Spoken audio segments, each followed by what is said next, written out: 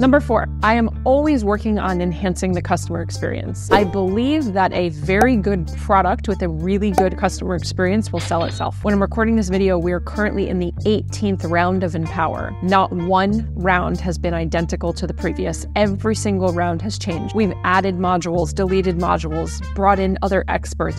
We just keep making it better. And how do we do this?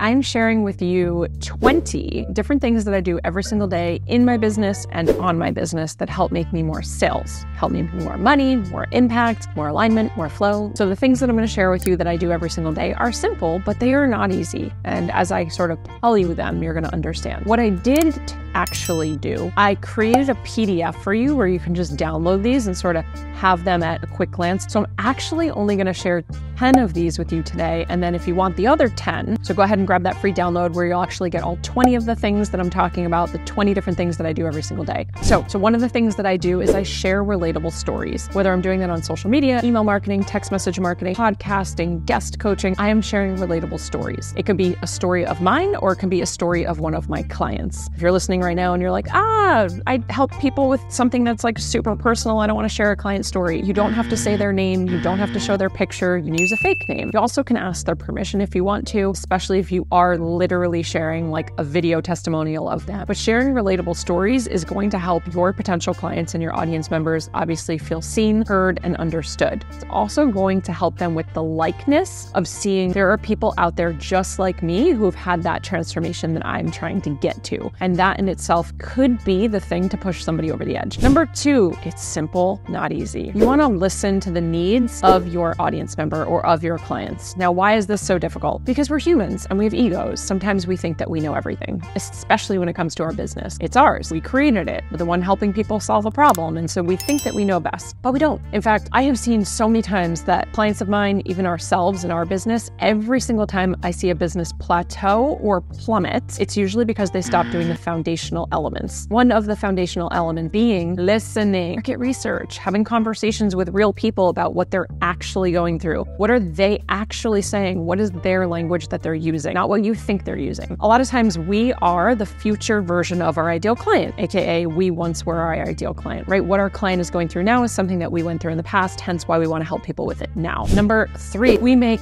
everything mean something. When we don't understand something collectively, we create meaning. We create meaning around anything that we don't understand. So in your business, especially as a content creator who's putting yourself out there all the time, stop making things mean things about you. If I post this reel and it doesn't go viral, everything's going to be okay. Can it still be true that it provided value to one person? I know it could be true because I've been on the receiving end of that. I've been the person who, wow, that changed my life, but I didn't actually comment on it. So detach from the outcome. When you're in launch, it's not about how many people join and how much money you make. It's, did it get easier? Were you more well prepared? It's so many things that you're measuring. Detach from the one singular outcome, and I promise you're going to have a lot more fun in your business. Number 4, I am always working on enhancing the customer experience. I believe that a very good product with a really good customer experience will sell itself. Our signature program, Empower, it's fabulous. It is, I can say that, and I'm so proud of it. And we still have so much more we can do. When I'm recording this video, we are currently in the 18th round of Empower. Not one round has been identical to the previous. Every single round has changed. We've added modules, deleted modules, brought in other experts.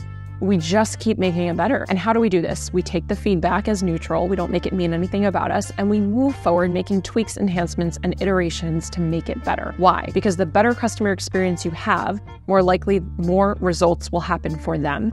In turn, you'll get better testimonials and client case studies. And naturally, they're going to be excited to tell other people about it.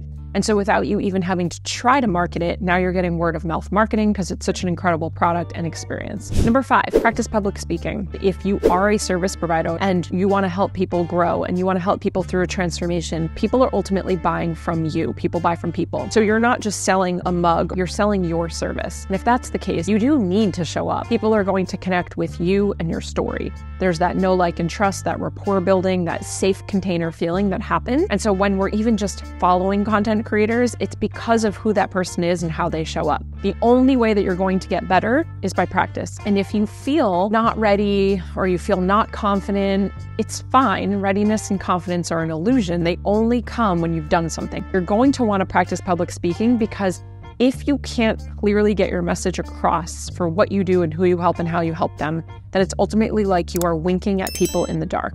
And if they can't hear you and they can't see you, then you can't help them. Number 6, unapologetically sell your offers. You are in business for a reason, and that is to sell a solution. You're also in business because you want to make money. Stop feeling bad about that. Selling is a service. Selling is not sleazy. One thing to make money and have revenue, it's another thing to be profitable. If you're anything like me, you're looking for the profit. Businesses are meant to make money. Businesses are meant to help people. Stop feeling bad about it. I never feel bad about our offers, ever, because I know they help people. In fact, I don't even look at it as sales. I look at it as an invitation. Here's an invitation for transformation. It's an opportunity. Take it or leave it. Number 7, reflect on your metrics and make moves so that you're actually making the metrics move. Metrics are the same thing as KPIs, key performance indicators. These are things that you're going to measure in your business. Full transparency, I didn't have metrics many years ago, but we cannot grow what we can't measure. We can't manage what we can't measure. We have to measure in order to manage. We started playing with Facebook ads about 1.5 years ago. And we heard something about this where when you are just sort of throwing spaghetti at a wall and you're guessing when it comes to ads, which creative is working, which ad asset is good, which copy is good, that could be a very expensive lesson if you're just throwing stuff out there trying to see how it does. So what you want to do when you're running ads, and this is not an ads conversation, but it's a good analogy, is you actually want to run 2 of the identical ads next to each other with one change. So either the picture is different, but the caption is the same, or the caption is different, but the picture is the same. And you want to test them for a little bit of time next to each other and see which one is performing better. Then you take the one that's performing better, and then you can go and compare it to another asset that you're going to compare to by tweaking one little thing. Because it could be a very expensive lesson if you're just guessing. Well, the same thing goes for everything else in your business. If you don't know why your Instagram followers are growing, then you can't do more of what's making it grow. And so week over week, I would encourage you to measure things in your business. Every single day, I'm learning something new. Whether I'm listening to a podcast, I'm reading a book, I'm going through a course, I'm always learning something new because I believe that leaders are learners, learners are leaders. I love learning. I believe we should all be lifelong learners. I'm always moving my body, whether it's slow and yoga and Pilates, whether it's going for a run, I'm taking a hike, I'm always moving my body. And I'm so grateful that I've changed my relationship to that over the years through my eating disorder and just changing my relationship to movement. But also, it's like mental health for me. I mean, it is my sanity. And number 10, sitting in gratitude. It's the best perspective shift. It's the best way to serve others. It's the best way to feel happiness and fulfillment without going and doing anything, having anything, getting anything, creating anything.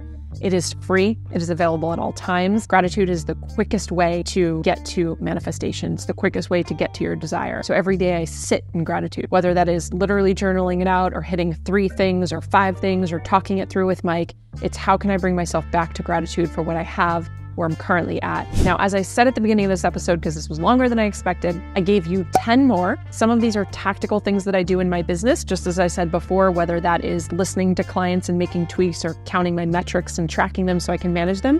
Some of them are going to be more mindset related, like sitting in gratitude or just moving my body, which is energy related.